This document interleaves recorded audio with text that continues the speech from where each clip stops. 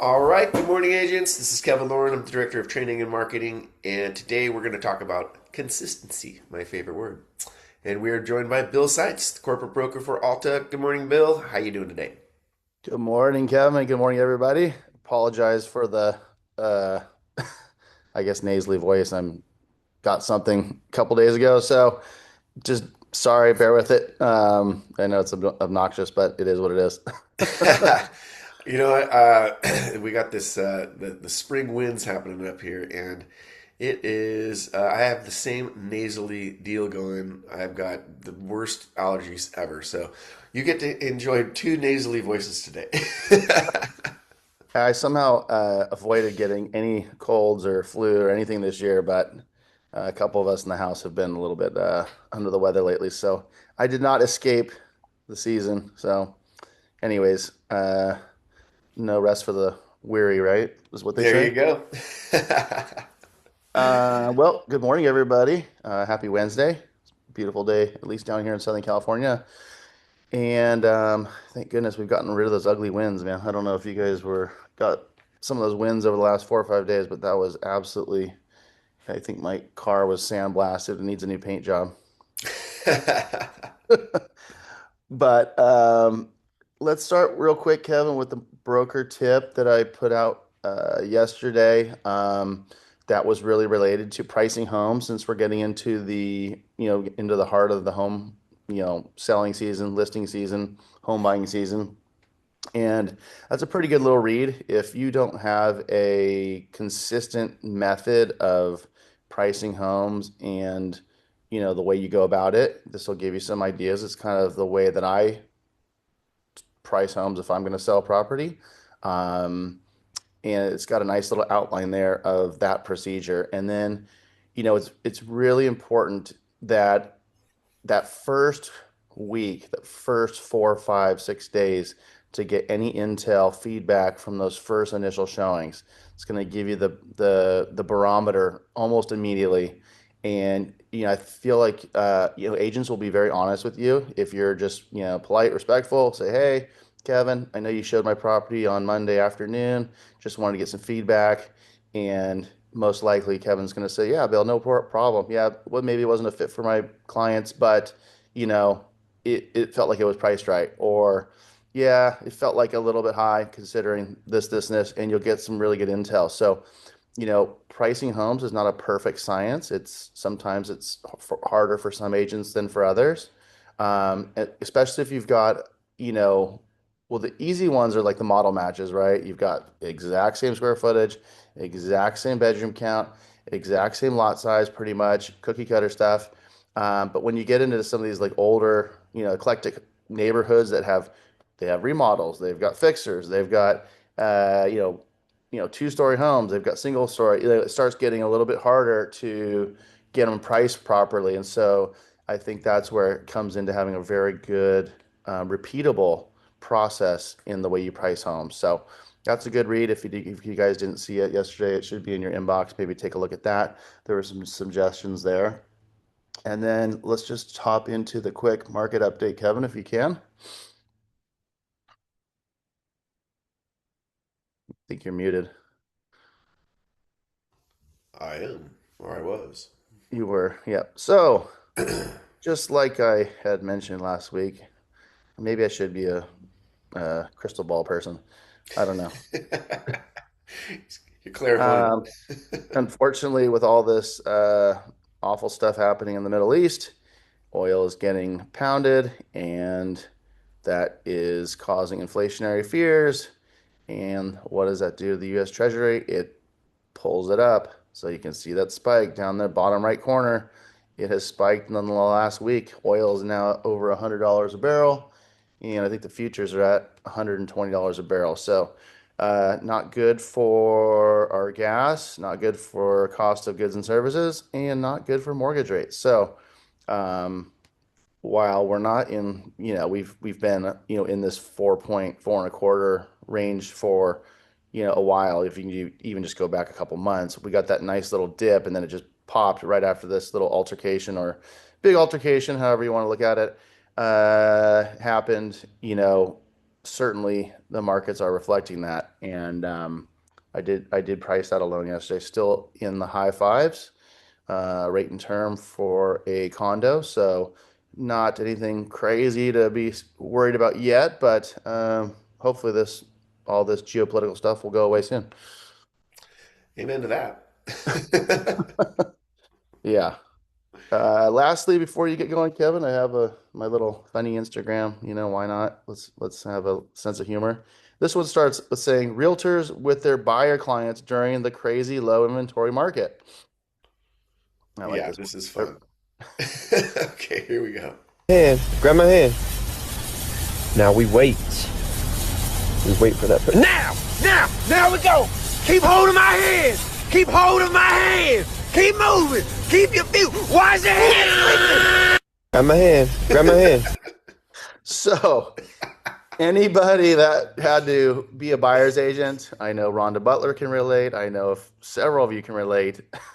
That was probably the worst time to be a realtor when you have willing buyer clients and then you're submitting 8, 10, 12, 15 plus offers to hope for one to be accepted.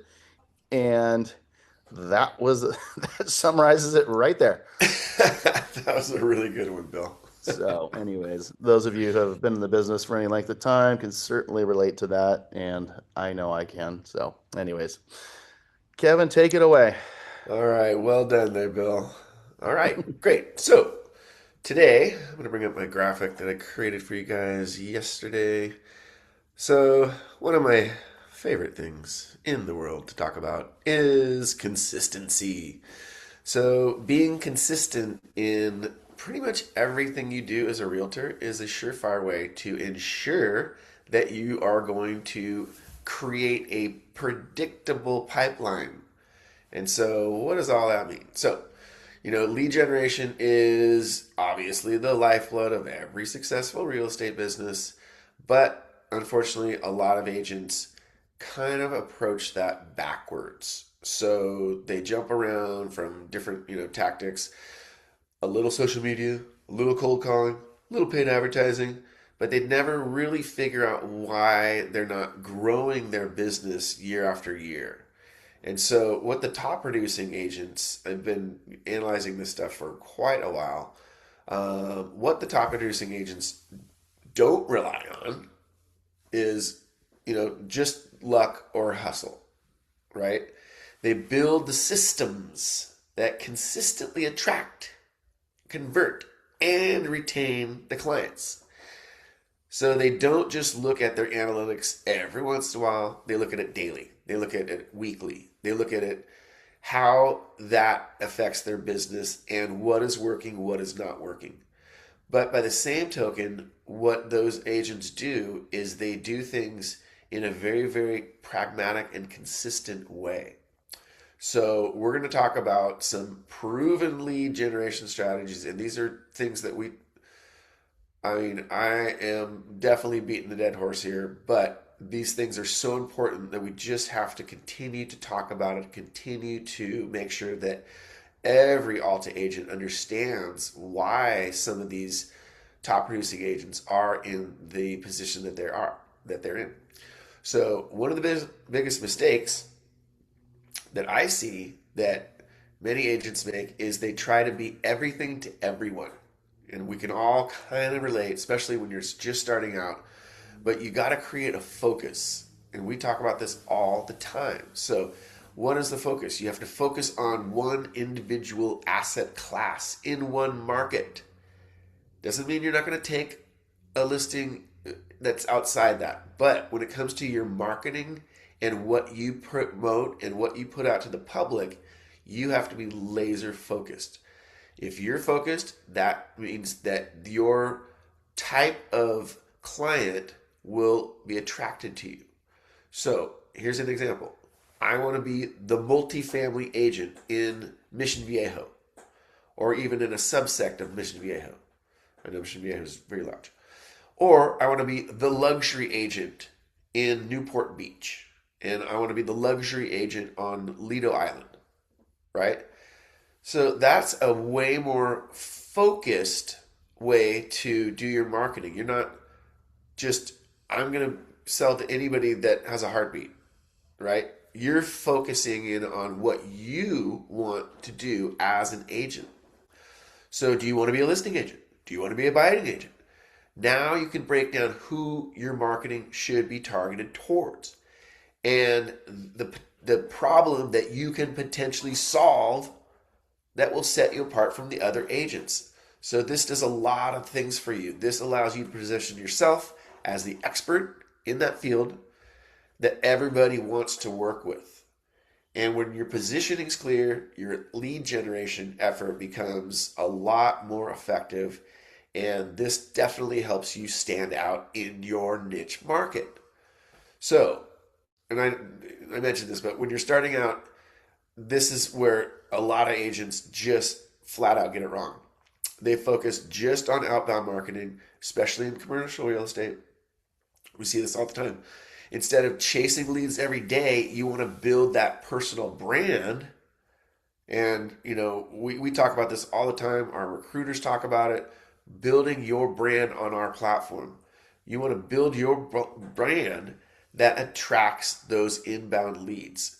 So, of course, you want a combination of the inbound and the outbound that helps you build your business. But the inbound leads scale way better. Obviously, when people are coming to you, first of all, you're going to convert those way quicker, way easier, and it's scalable, which is what you need to do to build your business. That's the point here. So today's clients, they research you before they ever talk to you 9 times out of 10. They are savvy. They have online tools. They use Google. They look you up. They find you. They know exactly who you are most of the time before they ever pick up the phone. So to be effective in creating that personal brand, you've got to do a combination of things. You got to outline your market insights and deal breakdowns and show your clients that you know what's happening in your market. Then, we talk about this all the time, you want to write about lessons learned from real estate transactions, how you solved a problem, how you overcame a hurdle, how you got your client over the finish line. You want to create educational content, and most of this is going to be on social media. Unfortunately for a lot of you, I'm sorry, but you have to do it. So you want to create educational content that asks or that answers these questions, right? You want to be able to give your personal perspective on trends and on risks and on opportunities, and you want to conduct proof stacking. What the heck's proof stacking? That's creating a white paper on a transaction you did in your market and how you exactly did the transaction. You want to post but hopefully both, you want to post and host community events. So that also makes you look like you know what's happening in your community. You're involved in your community. You're letting your followers in your social media know, hey, this is coming up. This is something that's coming to town. And, this is the local yearly festival. So this doesn't require viral content. It requires consistency, relevance, what's important, what's happening in your market. So this is my favorite thing. So I always tell my agents, I'm not creating content for likes. I'm doing it to get business. It's not about thousands of likes. It's about attracting the correct likes and the correct eyes on your content that leads you to business. And so don't worry about, having thousands and thousands of followers. You would much rather have a couple hundred in your little niche in your market. You're going to have less leads perhaps, but they're going to be way, way more focused and easier to close. So next part is use content as a lead qualification tool. This is almost backwards thinking for some agents, but it's super important. So not all leads are created equal. And that's good because the right content doesn't just attract the leads, it sometimes filters out the clients that you shouldn't be working with. So, so a post explaining your process will maybe weed out some tire kickers. A video on pricing strategy can attract serious sellers because you know what you're talking about. Just like what Bill was mentioning earlier about pricing and being an expert at pricing and learning how to price homes very, very well. A post or video on how you vet your potential clients.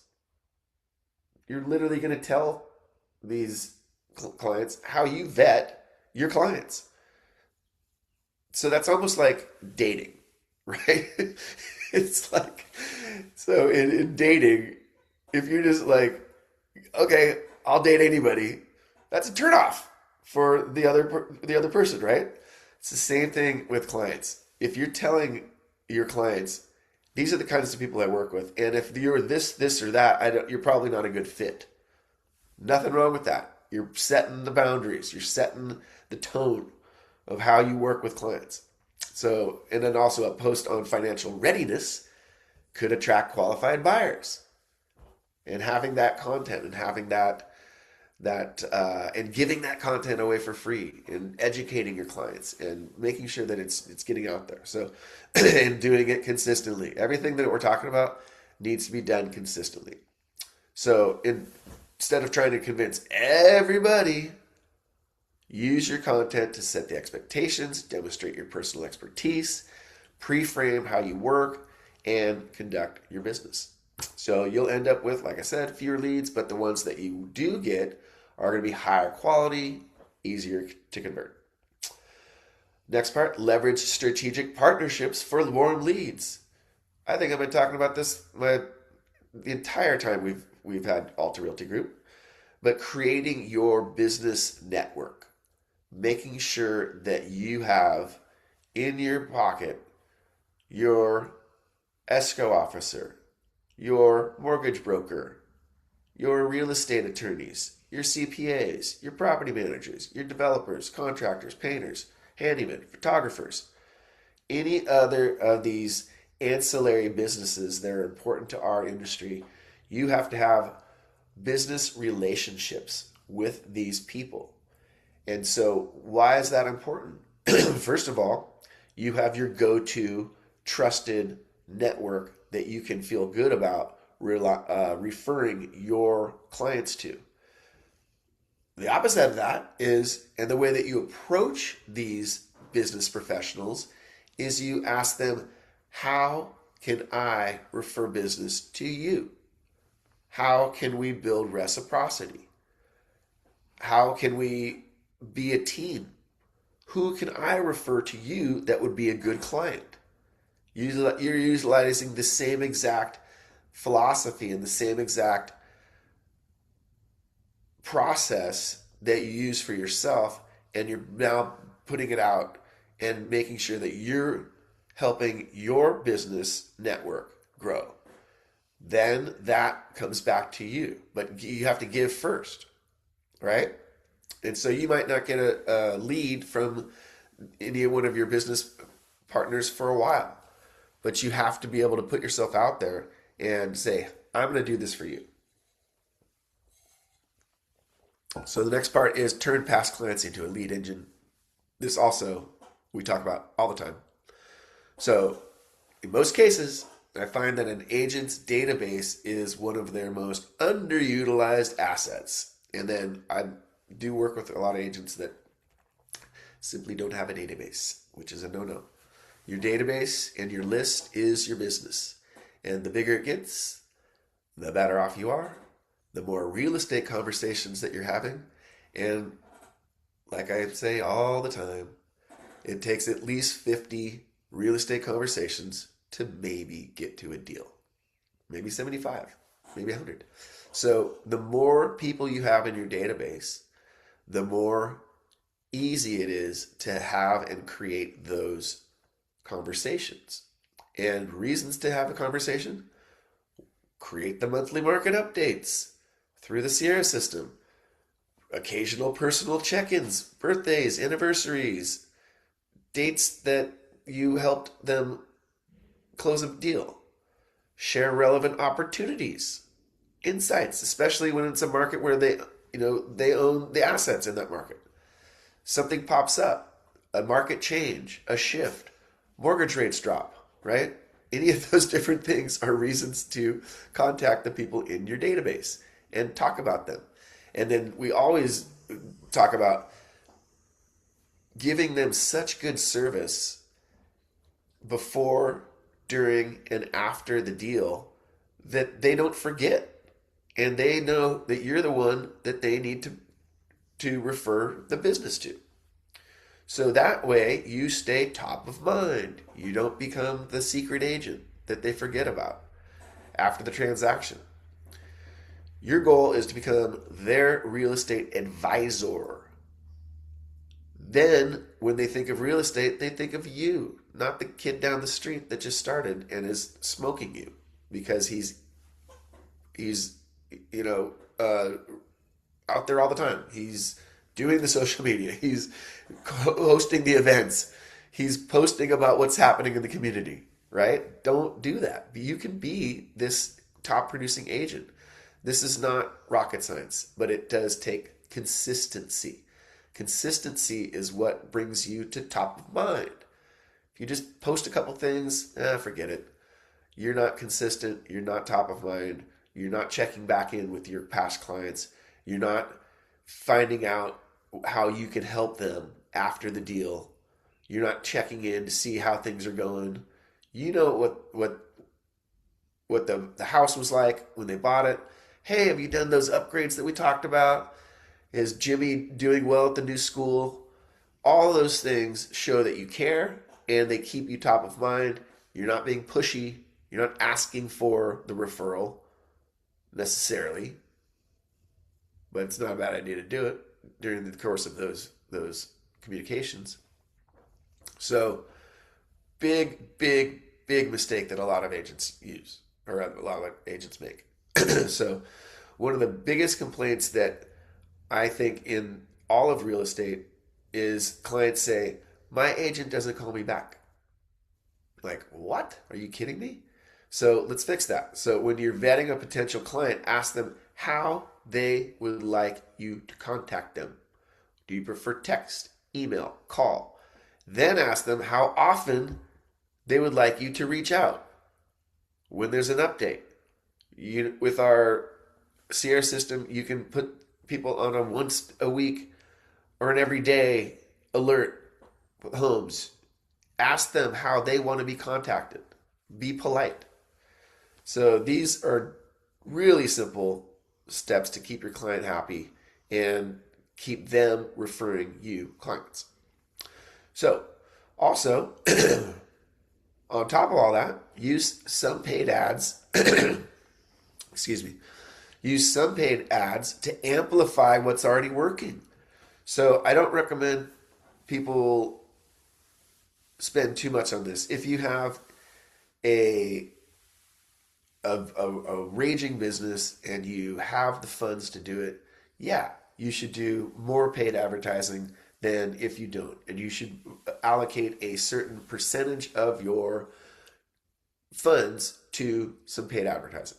So, and the places that I recommend are Google, Facebook, Instagram, even LinkedIn and TikTok.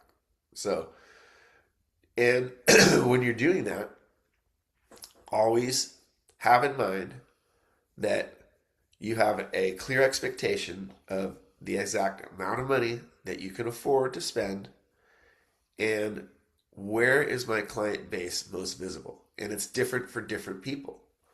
So do I have a clear niche? Do I have content that already performs well organically? Do I have a follow-up system in place for when these leads do come in? That's one of the biggest things that I see agents failing at is, okay, I'm going to do some paid advertising, and then they totally fail on the follow-up when a lead comes in. Or they get back to the lead too late. That's wasting money. You might as well not even do it. So having that follow up system in place is so important. So, an effective ad strategy includes consistent branding, promoting high performing content, and that really important and that really good information that you're providing to your client, driving the traffic to the educational resources, and retargeting people who already are engaged with you. So ads work best when when you have a support system, not when they try to create one. So very, very important. So track, refine, and systemize. This is where the genius lies. Lead generation isn't set it and forget it at all. Lead generation is a system that takes tweaking, it takes consistency. So top agents track the metrics. They're always looking to refine the systems. You got to track where the leads are coming from, the open rates, the click through rates, which ads and content converted, which ones turned into repeat business, which ones were working well, which ones didn't work at all. And then when you are analyzing that stuff, then you can double down on the stuff that worked and you can eliminate the things that didn't work. So that's the kind of the coup de grace, right? So the ultimate game changer is consistency beats intensity. So the agents who win long term, they're not doing everything, they're doing a few things exceptionally well. And you'll notice this, and you'll when you're following and you're looking at the way other top producing agents work, you're going to see that exact same thing in their marketing. So if you focus on clear positioning, consistent contact, strong relationships, and simplified systems, you don't just generate leads, you build the business that attracts them. You can scale, you can create that pipeline that is consistent and predictable, and that's where the real magic lies. So, Bill, any takeaways from today's webinar all about consistency? Kind of like working out, right? Yep. It's like if you think you want to lose 10 pounds, I'm going to go to the gym and you fall off the program after 2 weeks, it's not gonna the results aren't gonna be what you want, right? You got It's a to be perfect analogy. yeah, you got to be consistent, and it's just a good reminder. I mean, it's just common sense, and yes, for some of us, it's easier than it is for others. But such a important thing to remind us all. Follow through to me is a huge one. If you say you're going to do something, make sure you do it. Clients are going to remember that. If you tell them you're going to take care of something, make sure you take care of it because if you don't, they're going to think you're a flake or kind of a BSer. I think following through is a massive one. Yeah, I they're gonna love know you're a flake, right? yeah, 100%. And then and then it's going to be hard to get the referral. Yeah. I love where you said asking your clients, how do you like to communicate? That to me is so important. I actually put an asterisk around that one because not, nowadays there's multiple ways to communicate, right? We have the text messages, we've got the phone, we've got the email. For me personally, I do like text messages because I'm on the phone a lot and I don't like checking my voicemail multiple times a day. If someone sends me a text, I'm on the phone, I make note of it. I know who to call back instantly. I can still carry on with my conversation. I don't miss a beat and I don't get interrupted with that. But I know to just boom, I got to call Kevin back and it's very efficient. Some people may not like that. Some people are still maybe on voicemail, blah, blah, blah. But that's a big one. I mean, and I think people will appreciate if you ask them, how would you like to be communicated with? What's the best method for you? That's a big one. The strategic partnerships, that leads into client experience. Client experience is everything. You're going to get a referral. You have to have a great client experience.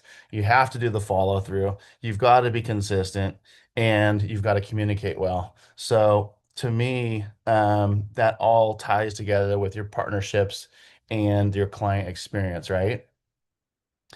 And then if we back into the 50 conversations equal one deal, is the number that you've used a lot, it's probably pretty accurate. Like if you kind of back into that over the course of a week or a month, it's not that many conversations. So if you are doing all the stuff that you talk about, Kevin, the newsletters and the updates in the market and what's happening in the world of real estate in your neighborhood, a community, new restaurants, whatever, these conversations become much easier and they happen organically. They happen, and that's what you want ultimately is for these to come to the surface organically through you being an expert in your neighborhood or your field, right? I think someone had a comment there. Oh, that's a great one. Yeah, Ray Benito. Love this practical, empowering training. Good job. Man, honestly, it is convincing. Yes, for sure, Ray. This reminds me not to just carpe diem, but carpe mañana, right? I love that. Love that, Ray. What we do today should have an incredible effect tomorrow. You nailed it, Ray. And then your dating analogy was was very funny, Kevin. Uh, we're not dating. We're not going to date everybody. Uh, you know, so find out who you really want to date and go find those people because yeah, we're not full spectrum daters. Uh, that's actually hilarious. Um, And, I like this one. This one always comes to mind. Jack of all trades, master of none. So, if you are running around trying to be a probate expert, you're trying to do the short sale, you're trying to be a luxury person, you're trying to deal with first-time home buyers. Well, guess what? You're you're the jack of all trades, but you're the master of none of them. And like Kevin said, you want to make your life, your leads more effective, more likely to close, and better leads. I mean, so if you're just kind of all over the shop, you're probably going to get leads that are all over the shop, and you're not going to be very efficient. So, Yeah, and this is again, in your outbound marketing, stuff lands in your lap. You can still vet it and be like, nope, actually, I don't want to take it, especially if you have this approach, right? But having or you can that, refer it out, right? and you can refer it out 100%, but having that focus is key. Yeah, good job, Bill. Yeah, so I don't know. Today was a good one, Kevin.